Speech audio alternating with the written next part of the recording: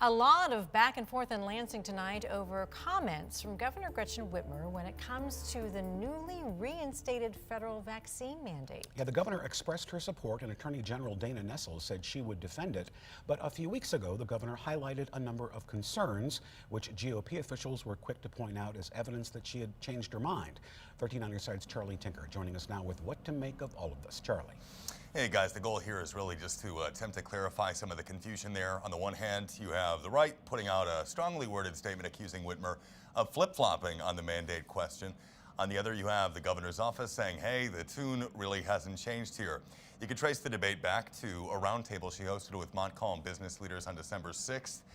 The Greenville Daily News quoted her as saying, quote, I know if that mandate happens, we're going to lose state employees.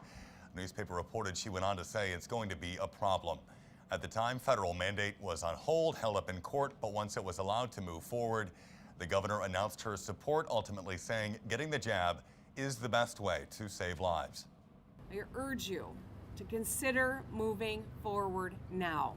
We all see the stories playing out of people who've not been vaccinated, who desperately ask to be vaccinated.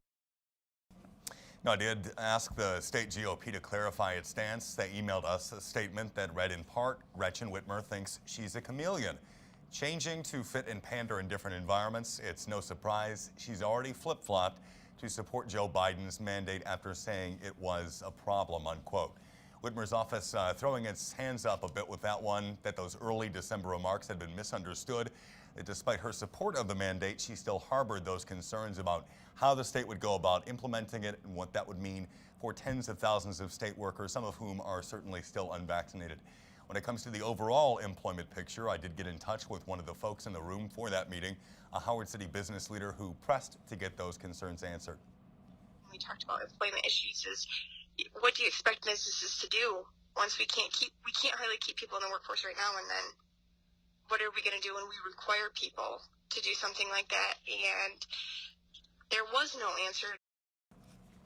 Arana told me she still wasn't completely happy with the response she got. There seemed to be a lot of gray areas there. She does understand and acknowledge that none of it is all that straightforward. And to clarify, the state has repeatedly said it has zero plans to issue a state vaccine mandate or reintroduce any of what Whitmer called the blunt measures she spearheaded last year. In terms of what the feds will require, the state will begin to draft out plans for the around 50,000 state workers who would be impacted. Meantime, they're still working out exactly how this would apply. Kirk? All right, Charlie, thank you so much.